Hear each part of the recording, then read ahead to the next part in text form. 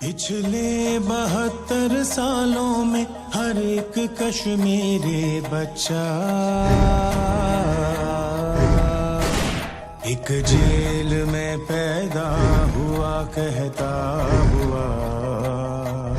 हक जानवरों की दुनिया में हक इंसानों के भूले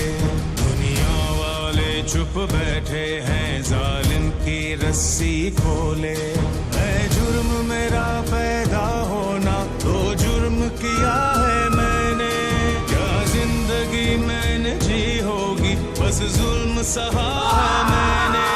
अपनी ताकत में झूल गया ये बात तो जालिम भूल गया